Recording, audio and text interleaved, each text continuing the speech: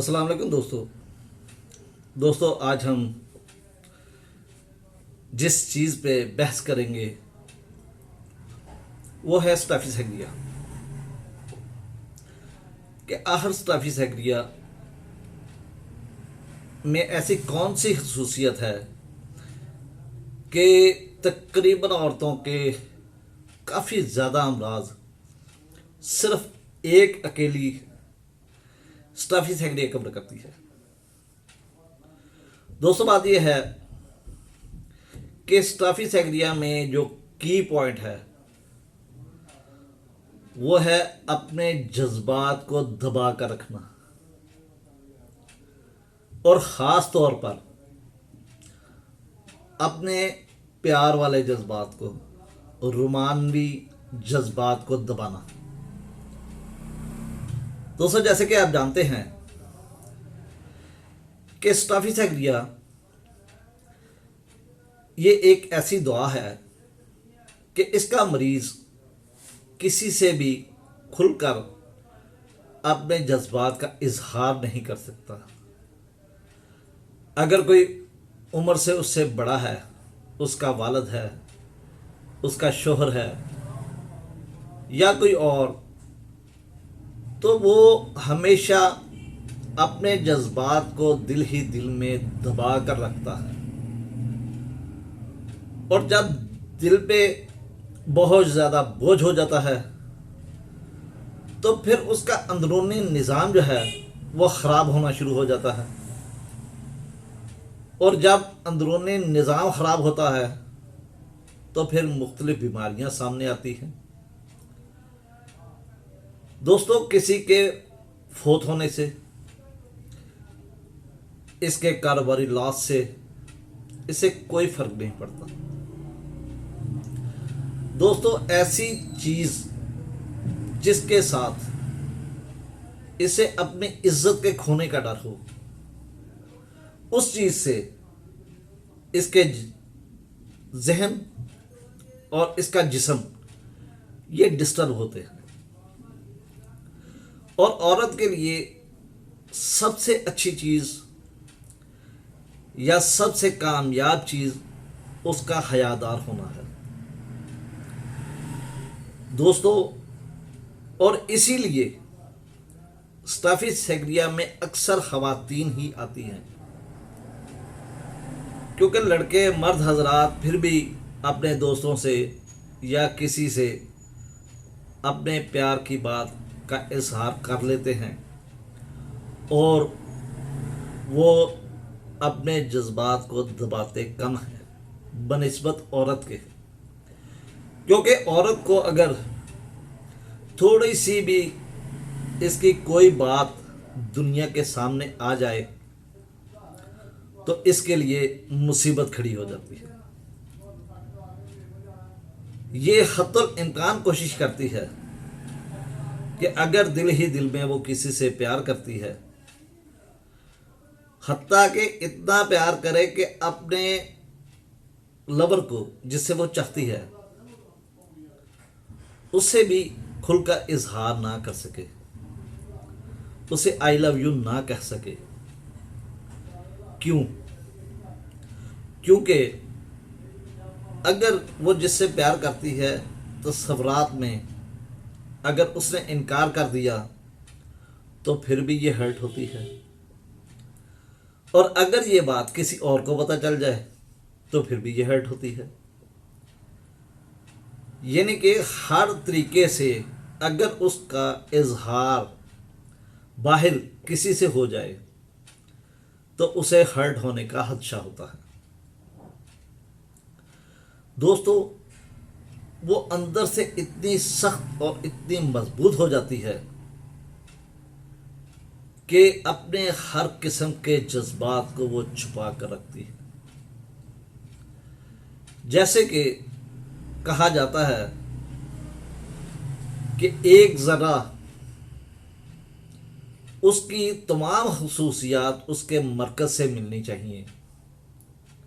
यानी कि जो खसूसियात एक ज़र्रे में होती है वो तमाम की तमाम उस चीज़ में पाई जाती हैं।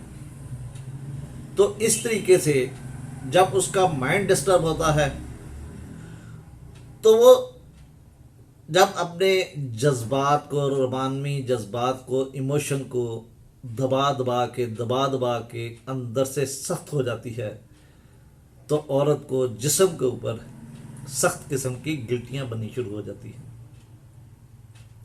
हत्ता कि उसे अगर कोई कट लग जाए, अगर कोई जख्म हो जाए, तो वो भी उसके किनारे, उसके रेशे सख्त हो जाते हैं और ये जख्म आसानी से हील अप नहीं होते।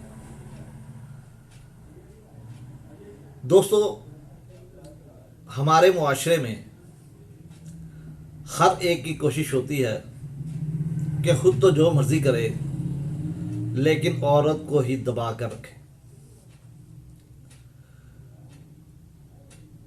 इसी तरीके से दोस्तों, जब किसी लड़की की शादी होती है,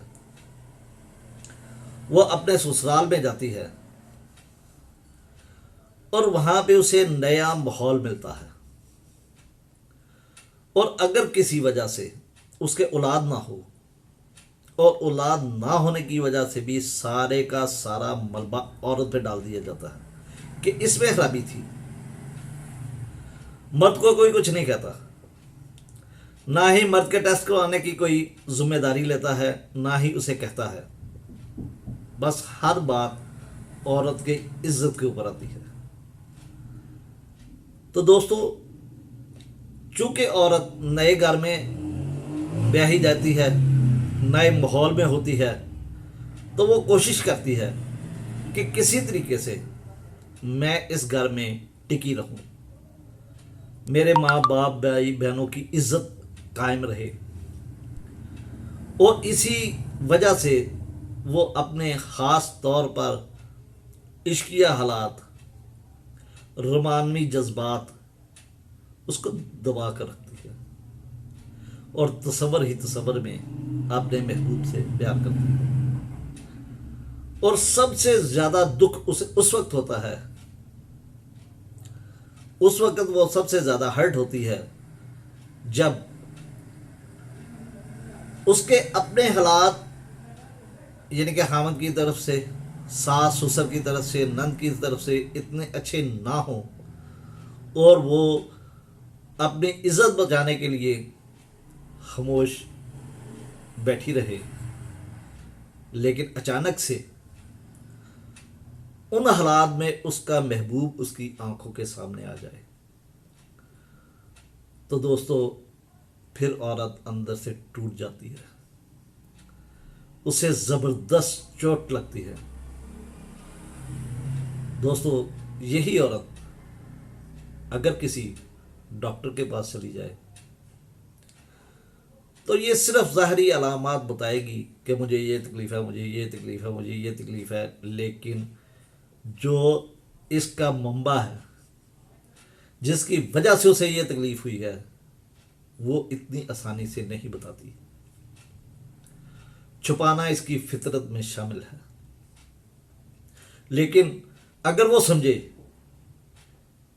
कि डॉक्टर उसके साथ हमदर्दी के साथ पेश आ रहा है और डॉक्टर में कुछ अपनायत नज़र आए, तो फिर वो सब कुछ बयान कर देती है।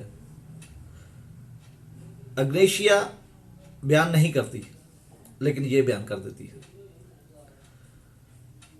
तो दोस्तों, इसीलिए मैंने बहुत से अपने केस, कैंसर के केस, गिल्टियों के केस और डिप्रेशन के केस, भूख की कमी के केस स्टाफिसेग्रिया से ही हल किए हैं, क्योंकि हमारा मुआशरा ये नहीं चाहता कि औरत की छोटी सी कुताही को भी माफ़ करने को तैयार नहीं। और औरत चूंकि इसी मुआशरे की पैदाइश है, इस मुआशरे को समझती है, तो वो अपने आप को छुपा कर रखती है, अपने जज्बात को दबा कर रखती है। तो दोस्तों, इसी वजह से वो मुख्तलिफ किस्म के अमराज का शिकार होती है। हर एक आदमी ये तो पूछने के लिए तैयार है,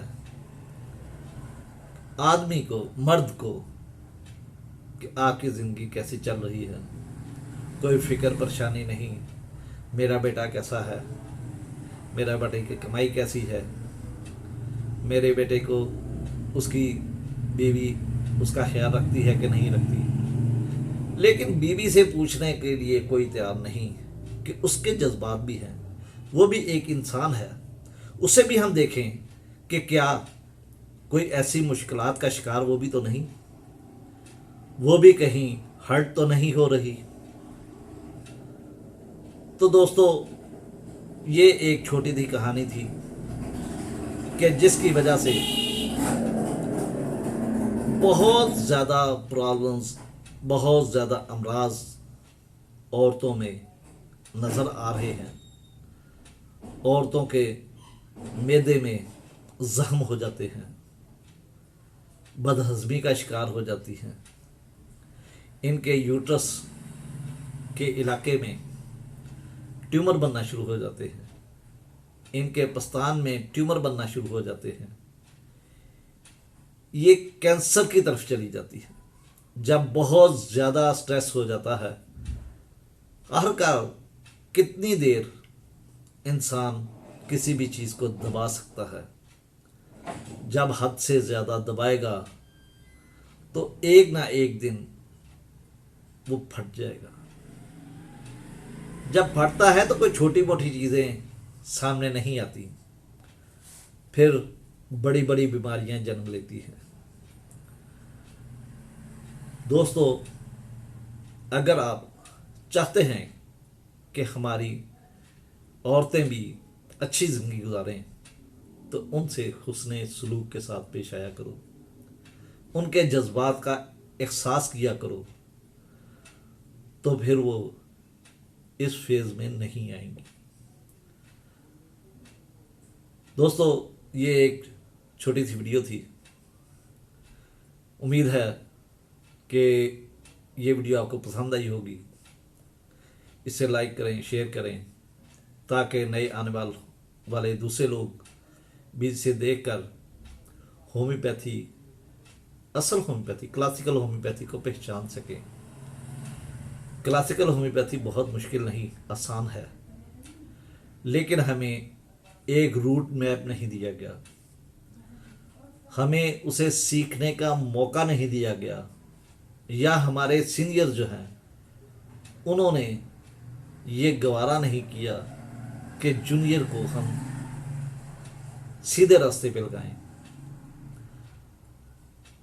चंद एक के स्वाद बहुत अच्छे मेरे टीचर जो मुझे मिले बहुत अच्छे थे, लेकिन अक्सर देखा गया है कि वो स्टूडेंट को कुछ नहीं बताते। चलें दोस्तों, इसके साथ अगली वीडियो के साथ फिर मुलाकात होगी। मैं इजाज़त चाहता हूँ। अल्लाह हाफिज़, अल्लाह निगहबान।